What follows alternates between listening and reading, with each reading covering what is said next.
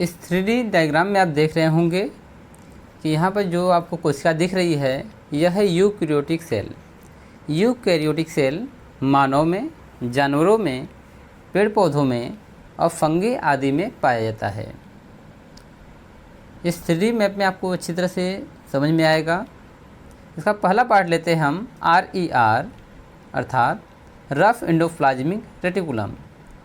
ये जो नीला भाग आपको दिख रहा है, पर्पल कलर का है, यह RER है अर्थात रफ एंडोप्लाज्मिक रेटिकुलम।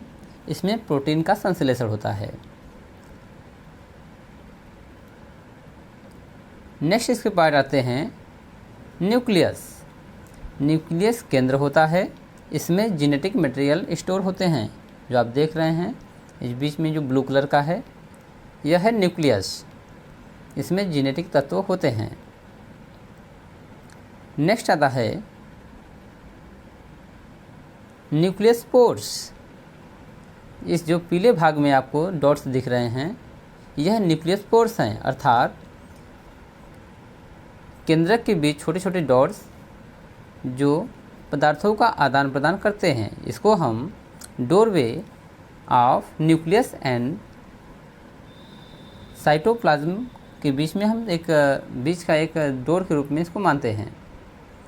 जो भी पदार्थों का आदान प्रदान होता है यहीं से होता है। आगे आता है माइटोकॉन्ड्रिया। ये जो ग्रीन कलर का है ये माइटोकॉन्ड्रिया है। इसके कोशिका का विद्युत गृह अर्थात पावर हाउस भी कहा जाता है। इसमें ऊर्जा ATP के रूप में स्टोर होती है जो कोशिका को एनर्जी प्रदान करती है। आगे आता है साइटोप्लाज्म। साइटोप्लाज्म अर्ध तरल पदार्थ होता है जो लिक्विड के फॉर्म में कोशिकांग में होता है। बिना जीवद्रव्य की सहायता से कोई भी कोशिकांग कार्य नहीं करता है।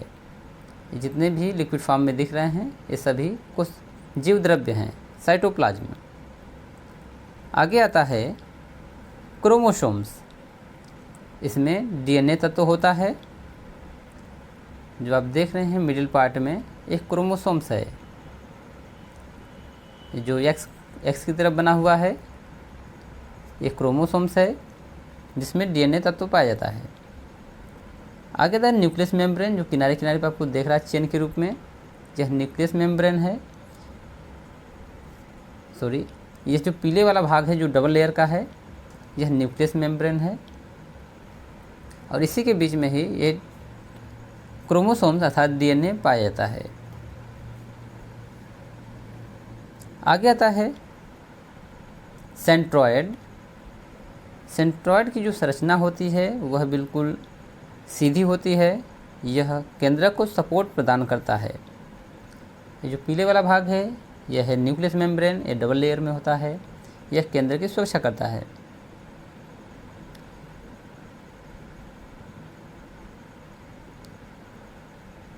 ठीक है, अब चलते हैं सेंट्रॉयड पर। ये जो व्हाइट वाली संरचना है राइट साइड में बिल्कुल फ्रंट आने वाली है यह है सेंट्रॉयड। यह केंद्रक को सपोर्ट प्रदान करता है। इसका crucial role in the cell division अर्थात माइटोसिस में सहायता प्रदान करता है। नेक्स्ट है लाइसोसोम। ये जो गोल सा पार्ट है यह लाइसोसोम है। इसको सुसाइड बैग के नाम से भी जाना जाता है। यह शरीर के अंदर एंटर करने वाले जीवाणुओं का भक्षण करता है और वेस्ट पदार्थ को बाहर करता है। इसलिए इसे सुसाइड बैग ऑफ सेल भी कहा जाता है। नेक्स्ट है स्मूथ एंडोप्लाज्मिक रेटिकुलम। ये जो पीले वाला भाग है यह है SER। इसमें लिपिड्स, फास्फोलिपिड्स आदि पाए जाते हैं। जो रूट की तरफ लेफ्ट साइड में ये पीले वाला भाग है। आगे है गोल्जी अपरेटस। ये जो आपको रेड हिस्सा दिख रहा है ये है गोल्जी अपरेटस। इसमें प्रोटीन का संश्लेषण होता है और यह अनेक पार्ट में प्रोटीन का ट्रांसपोर्ट भी करता है। नेक्स्ट है सिस्टोस्केलेटन। ये जो आपको वाइट सा दिख रहा है जो केंद्र को सपोर्ट प्रदान किए हुए है ये है साइटोस्केलेटन अर्थात सपोर्ट ऑफ सेल के नाम से भी जाना जाता है। आगे है सेल मेम्ब्रेन। ये जो बाहर वाला पार्ट है दिख रहा है आपको चेन की तरह, यह है सेल मेम्ब्रेन अर्थात कोशिका झिल्ली। यह कोशिका के बाहर की तरफ होता है और कोशिका की सुरक्षा करता है, प्रोटेक्ट द सेल्स। नेक्स्ट आता है राइबोसोम्स। आपको राइबोसोम्स जो है आप यहाँ देख रहे हैं राइबोसोम्स है, इसमें आरएनए तत्व होता है और प्रोटीन का संश्लेषण भी करता है। आप देख रहे होंगे छोटे छोटे पार्ट में ये काफ़ी मात्रा में पाए जाते हैं सेल्स में।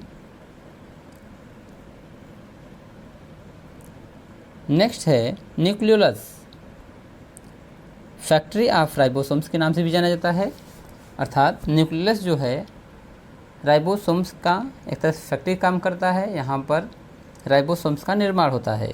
राइबोसोम्स वही है जो छोटे छोटे पार्ट हैं, यह प्रोटीन का संश्लेषण करते हैं। ये राइबोसोम्स सभी हैं। ये है सेंटर। अब आगे चलते हैं वेसल्स पर।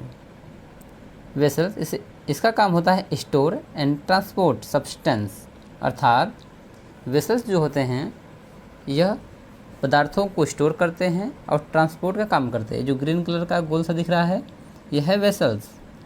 यह पदार्थों को स्टोर करना और ट्रांसपोर्ट करने का कार्य करता है। इसको जूम करके देखते हैं।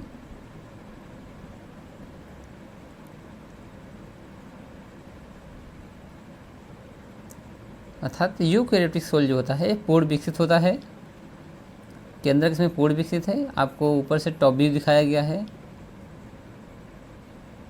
ये सेंट्रॉयड है, ये माइटोकॉन्ड्रिया है और येलो वाला पार्ट जो बाहर की तरफ है वह SER है।